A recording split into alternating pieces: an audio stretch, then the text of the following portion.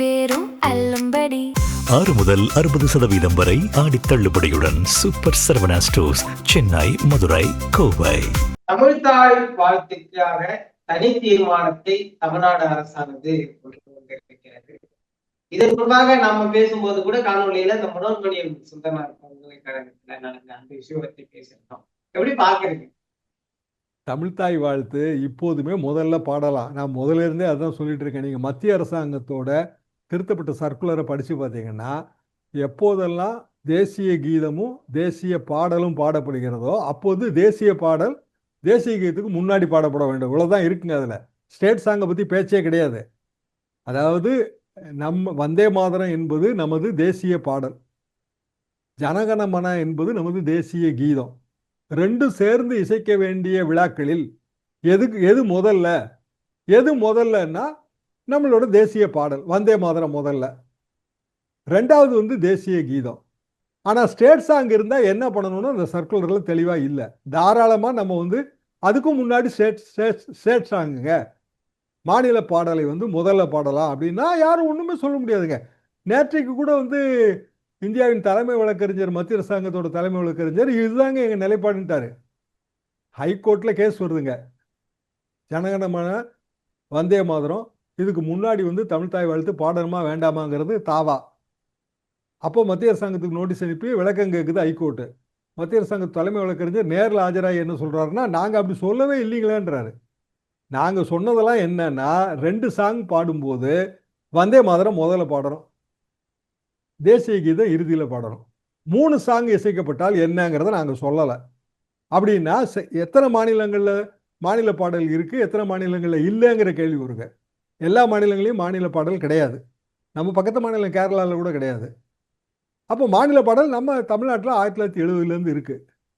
2020 வந்து ஹைகோர்ட்டில் ஒரு வழக்கு வரும்போது இந்த மாதிரி மாநில பாடல் பாடும்போது யாருமே எந்திரிச்சு நிற்கிறது இல்லை, உரிய மரியாதை செலுத்துறது இல்லைன்னு தாவா வரும்போது ஹைகோர்ட் வந்து பழைய ஆர்டர்ஸை எடுத்துட்டு, ஆமாம் அப்படியான எந்த விதமான நிபந்தனையும் விதிக்கப்படவில்லை, மாநில பாடல் பாடப்படும் போது என்ன மாதிரியான நடவடிக்கைங்கிறத சொல்லவே இல்லை, மாநில பாடல் முதன்மை பாடல் தொடக்க பாடல்ங்கிறதோட நின்று போச்சுன்னு சொல்லிட்டாங்க. சொன்ன உடனே 2021 ஸ்டாலின் அரசு வந்த உடனே எல்லாத்தையும் திருத்தி மாநில பாடல் பாடப்படும் போது எல்லாரும் எந்திரிச்சு எப்படி நிற்கணும், எப்படி மௌனமாக இருக்கணுங்கிற விதிமுறைகள்லாம் வகுத்து புதிய ஜீவோ வந்துருச்சு.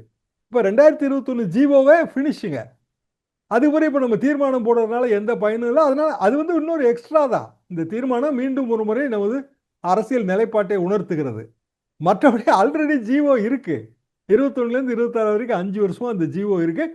அது ஹைகோர்ட்டு டிஸ்கஷனுக்கு பிறகு வந்த ஜீவோ. அப்போ ஏன் வந்து தாவேக அரசு இந்த ஜீவோவை கொண்டு வருது அப்படின்னா, இல்லை நாங்கள் வந்து தமிழுக்கு முக்கியத்துவம் தரோம், அதுக்காக தமிழுக்கு முக்கியத்துவம் தரோம்னு முதலமைச்சர் பேசுகிறாரு. தமிழ்னா கெத்து, தமிழ்னா பவர்ன்றாரு. கெத்துங்கிறதுக்கு அருமையான தமிழ் வார்த்தை இருக்குங்க, மிடுக்குங்கிற வார்த்தை இருக்குது. தமிழ்னா மிடுக்கு, தமிழ்னா வந்து பவர்னு சொல்ல வேண்டியதில்லை, தமிழில் அருமையான வார்த்தை இருக்குது, ஆற்றல்ங்கிற வார்த்தை இருக்குது. தமிழ்னா மிடுக்கு, தமிழ்னா ஆற்றல் அப்படி சொல்ல வேண்டியதான முதலமைச்சர். ஸோ அவரு கலவைக்கையில தான் பேசுகிறேன். நான் கலவைக்கையில பேசுகிறது தவறுன்னு சொல்லுங்க. கலவைக்கையில நம்ம எல்லாருமே பேசுகிறோம். தமிழ்தாய் வாழ்த்து அது சம்பந்தமான தீர்மானம்னு வரும்போது அதை வந்து நல்ல தமிழில் சொல்லலாமே என்பது தான் நம்ம ஆதங்கம். தமிழ்தாய் வாழ்த்து தீர்மானம் தேவையான்னு கேட்டிங்கன்னா நான் தேவையில்லைன்னு தாங்க நினைக்கிறேன். சரி, உங்க உறுதிப்பாட்டை காட்டுறாங்க, எல்லா கட்சிகளும் அதை ஆதரித்து பேசுது, தாவேக அரசுக்கு ஒரு மகிழ்ச்சி, நம்ம நிலைப்பாட்டை எல்லா கட்சிகளும் ஆதரிக்கிறது. அதை தாண்டி அதில் என்ன இருக்குது? இன்றைக்கி 2 தீர்மானம் வந்திருக்கு. 2 தீர்மானத்தையும் யாருமே எதுக்க முடியாதுங்களே. நீட்டு வேணாங்கிற தீர்மானத்தை தமிழ்நாட்டில் எந்த கட்சியாவது எதுக்குமா? பிஜேபியோட எதுக்கும். பிஜேபி அப்போ அந்நியப்படுவாங்க. அதே மாதிரி இன்னொரு தீர்மானம் எஃப்சிஆர், சரி, ஃபாரின் கான்ட்ரிபியூஷனை நம்ம ரெகுலேட் பண்ணுறோங்க, ஃபாரின் கான்ட்ரிபியூஷன் ரெகுலேஷன் ஆக்ட். இது வந்து பழைய சட்டங்க, இந்திரா காந்தி அம்மா காலத்துலேருந்தே இருக்குது. காரணம் என்னென்னா, ரொம்ப நம்ம கதவை திறந்து விட்டோம்னா வெளிநாட்டுக்காரங்க இங்கே வந்து பணத்தை போட்டு இங்கே கண்ட்ரோல் பண்ண ஆரம்பிச்சிருவாங்கங்கிற ஒரு பயம் நிறைய நாடுகளில் இது இருக்குது. அதில் நம்ம பல திருத்தங்கள் கொண்டு வந்தோம். எல்லா திருத்தங்களும் ஓகே தான். ஆனால் இப்போ இவங்க ப்ரொப்போஸ் பண்ண திருத்தம் தவறான திருத்தம், ட்ரக்கோனியன். இப்போ நான் வந்து வெளிநாட்டு நன்கொடையோடு ஒரு நிறுவனத்தை தொடங்குறேன். என் நிறுவனம் வந்து சிறந்த முறையில் தனக்குத்தானே நிதி நிர்வாகம் பண்ணக்கூடிய அளவுக்கு மேலாண்மையில் சிறந்து விளங்குது. எனக்கு வெளிநாட்டு கான்ட்ரிபியூஷன் வேண்டான்னு நான் முடிவு எடுக்கிறேன். அப்போ அது என்னோட முடிவு தானே, என்னோட நிறுவனத்தோட முடிவு தானே, என்னோட அறக்கட்டளையோட முடிவு தானே. ஆனால் கவர்மெண்ட் என்ன சொல்லுது அப்படின்னா, நீங்கள் அதை புதுப்பிக்கலைன்னா ஏற்கனவே நீங்கள் உங்கள் அறக்கட்டளைக்கு சேர்த்து வச்சிருக்கிற எல்லா விதமான ப்ராப்பர்ட்டியும் கவர்மெண்ட் அப்ரோப்ரியேட் அத்தாரிட்டி எடுத்துக்கிடுங்குது. அது எப்படிங்க நியாயமாக இருக்கும்? இப்போ சென்ட் சேவியர்ஸ் காலேஜ் இருக்குது பாளையங்கோட்டையில், ஃபாரின் கான்ட்ரிபியூஷன் ஆரம்பத்தில் வாங்கியிருக்கலாம், நமக்கு தெரியாது. இப்போ வேணான்னு அவங்க முடிவு பண்ணியிருக்கலாம். அப்படி முடிவு பண்ணால் காலேஜே நீங்கள் எடுத்துக்குவீங்களா? இப்போ நிறைய மைனாரிட்டி இன்ஸ்டிடியூஷன் இருக்க தானேங்க செய்யும். அப்போ ட்ரக்கோனியன்லாம், ஸோ ட்ரக்கோனியனாக ஒரு ப்ரொவிஷனாக அவங்க ப்ரொப்போஸ் பண்ணாங்க, அதை நம்ம எதிர்த்தோம். ஆனால் இப்போ அந்த பில்லு வரல, அது பார்லிமெண்ட் செலக்ட் கமிட்டிக்கு தான் இப்போ அனுப்ப போகிறாங்க. ஆனால் தமிழ்நாடு சட்டமன்றம் தீர்மானம் நிறைவேற்ற போகுது. சரி, ஏற்கனவே பாருங்க, தமிழ் தாய் வாழ்த்தில் ஒன்றும் மத்திய அரசாங்கத்தோட சர்க்குலர் தமிழ் தாய் வாழ்த்து முதல்ல பாடக்கூடாதுன்னு சொல்லவே இல்லை. அதுக்கு தீர்மானம் போட்டிருக்கோம். இப்போ நீட்டு தீர்மானம் நம்ம தமிழ்நாடு ஆரம்பத்திலேருந்து எழுத்துட்டு இருக்கிற விஷயம். தமிழ்நாடு சட்டமன்றத்திலையும் பல முறை அந்த தீர்மானம் நிறைவேற்றி இருக்கிறோம். இப்போ மீண்டும் இன்னொரு முறை அதை நிறைவேற்றுறோம். எஃப்சிஆரே வரல, பில்லு வந்து இன்ட்ரடியூஸே ஆகலை, அது மீண்டும் ஒரு தீர்மானத்தை கொண்டு வர போகிறோம். இப்படி வந்து தாவேக அரசில் வந்து சில விஷயங்கள் இப்போ அவங்க லைவ் கொடுக்குறாங்க, உண்மையிலே அது பாராட்ட வேண்டிய விஷயந்தாங்க. இப்போ அதே மாதிரி வந்து சில திட்டங்கள், இப்போ ஏஐக்கு ஸ்பெஷல் சிட்டி 1000 ஏக்கர் லேண்டு, அதெல்லாம் நான் பாராட்டுறேங்க. ஆனால் பல விஷயங்கள் வந்து தேவையில்லாமல் ஏற்கனவே போன அதே ரூட்லேயே பயணம் போகிறாங்க. புதிய அரசு, புதிய முகங்கள், புதிய அமைச்சர்கள், அரசியலும் புதிதாக செய்யலாமே, அதில் என்ன தவறு இருக்கு? அனைத்தையும் சரியாக செய்கின்ற தாவேக அரசானது மேகதாது விவகாரத்துல அனைத்து கட்சி கூட்டத்தை நடத்த தயங்குவது ஏன் என்ற கேள்வி தொடர்ந்து விமர்சனம் ஆகிட்டே இருக்கு. இது எப்படி சார் நீங்க பாக்க? அந்த இடத்துல அவங்க காங்கிரஸுக்கு தாங்க பயப்படுறாங்க. சரி, 2 விஷயம். காவிரி நதிநீர் பங்கீடு, புதிய அணை கட்டுது. புதிய அணை கட்டுதுன்னா 69 ஒரு உதாரணம் சொன்னார் முதலமைச்சர் சட்டமன்றத்தில். ஆனால் காவிரியோட எல்லா அணைகளுமே அதுக்கு முந்தையே கட்டி முடிச்சாச்சு. அது காமராஜர் காலத்திலே கட்டினதுங்க. அது 74 வரைக்கும் நமக்கு ஒப்பந்தம் இருக்குது. 1974 வரைக்கும். 1924 மைசூர் ஸ்டேட்டோட போட்ட ஒப்பந்தம் 1974 வரைக்கும் இருக்குது. ஆனால் அந்த ஒப்பந்தத்தையே மதிக்காமல் பல்வேறு அரசுகள், கர்நாடகத்தை ஆட்சி செய்த பல்வேறு அரசுகள் பல்வேறு அணைகளை கட்டி கடைசியாக வந்து ஹாரங்கி அணை மட்டும் கட்டப்பட்டு கொண்டிருந்ததுங்க. அப்போ இங்கே அண்ணா ஆட்சி மாற்றம் 67, அண்ணா மறைவு 69, கலைஞர் ஆட்சி.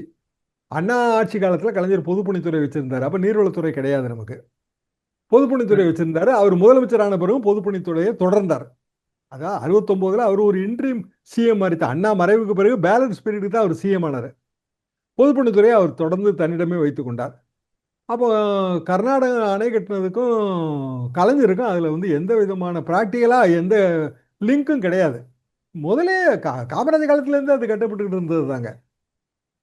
எல்லா அப்ஜெக்ஷன்லாம் தமிழ்நாடு கவர்மெண்ட்டுகள் ஃபைல் பண்ணிச்சு. இன்னும் அது மெட்ராஸ் ஸ்டேட்டுங்க. அப்போ மதராஸ் மாகாண அரசு, கேஆர்எஸ்லாம் எந்த காலத்தில் கட்டி முடிச்சிட்டாங்க. நீங்கள் பழைய பிளாக் அண்ட் ஒயிட் படம் பார்த்தீங்கன்னாலே அந்த கேஆர்எஸ் கார்டன்ஸ்ல எல்லாம் வந்து பாடல் காட்சிகளை நம்ம படமாக்குறதுக்கே அதுதாங்க வரும். பிருந்தாவனம் அது இது அந்த கர்நாடகத்துலாம் போய் படம் எடுத்துகிட்டு இருந்தாங்க.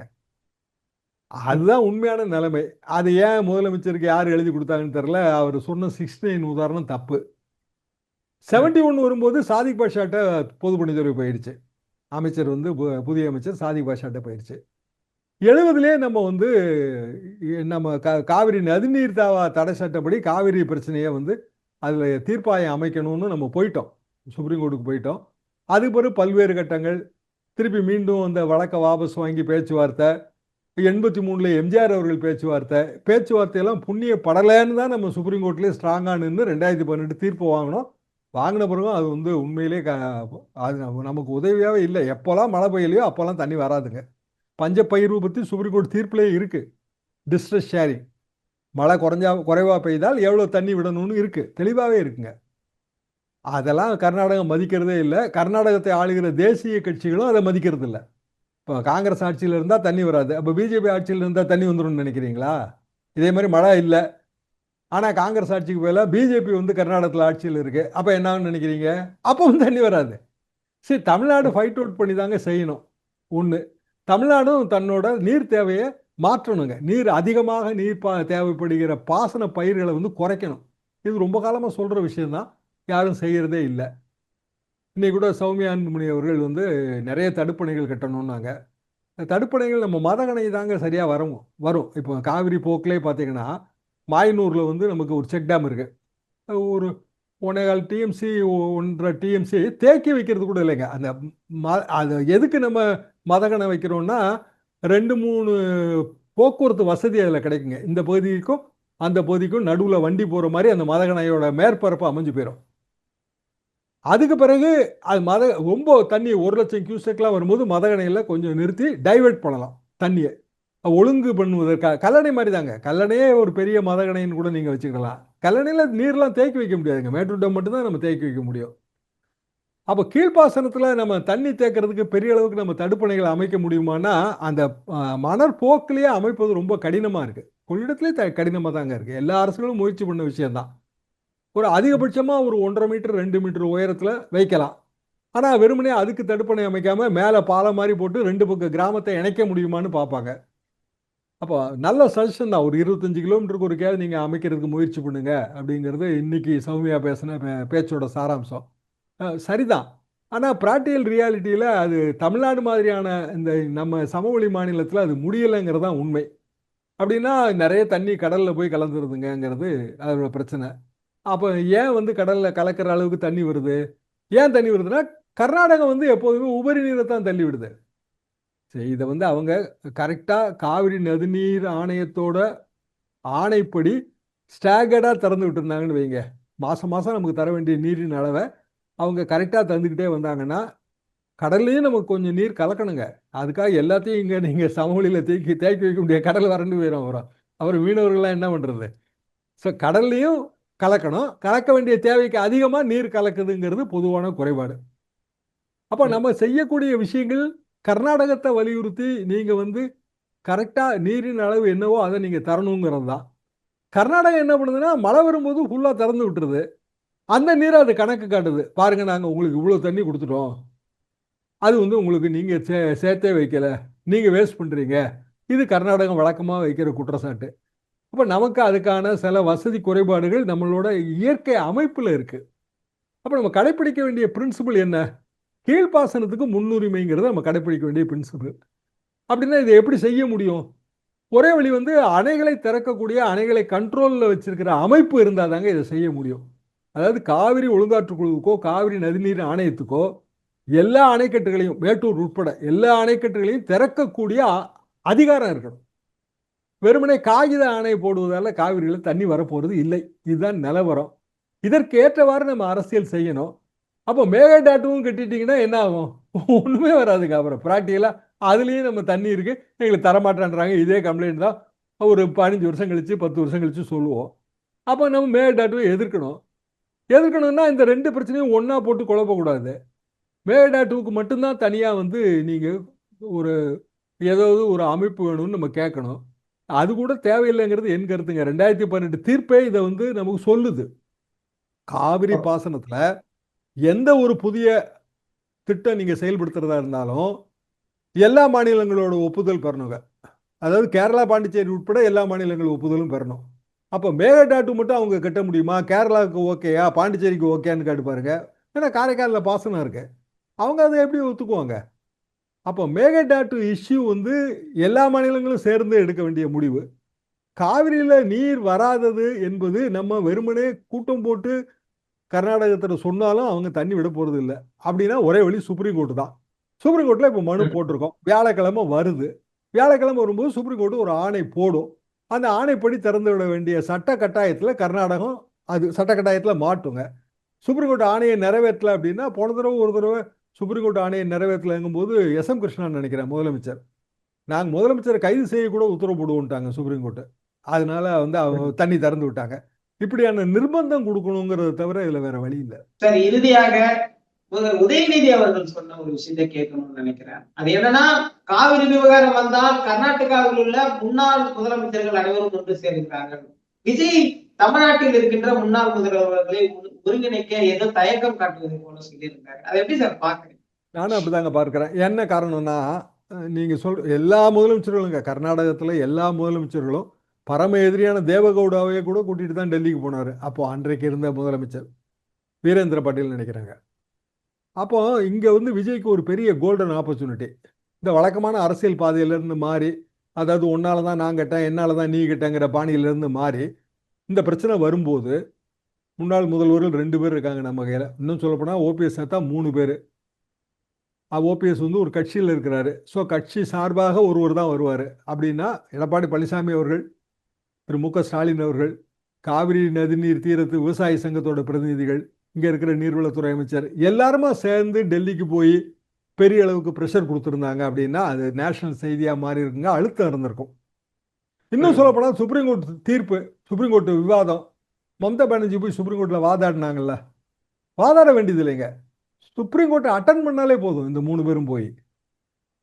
அதான் நீங்கள் யோசிச்சு பாருங்க, சுப்ரீம் கோர்ட்டில் இந்த விவாதம் வருது. தமிழ்நாட்டு சார்பாக வந்து விஜய் இன்றைய முதல்வர், எடப்பாடி பழனிசாமி முன்னாள் முதல்வர், மு க ஸ்டாலின் முன்னாள் முதல்வர், இந்த 3 பேரும் சுப்ரீம் கோர்ட்டில் பிரசன்ஸ் கொடுத்தா எப்படி இருக்கும்? இப்படி நீங்கள் அரசியல் பண்ணாதான் அரசியலோட பாதை போக்கு மாறும். இன்னும் பழையபடியே நீங்கள் அரசியல் பண்ணிகிட்டே இருந்தீங்கன்னா தாவேகா புதுமை படைக்க போகுது, இது மாற்று அரசியல், அது எப்படி வரும்?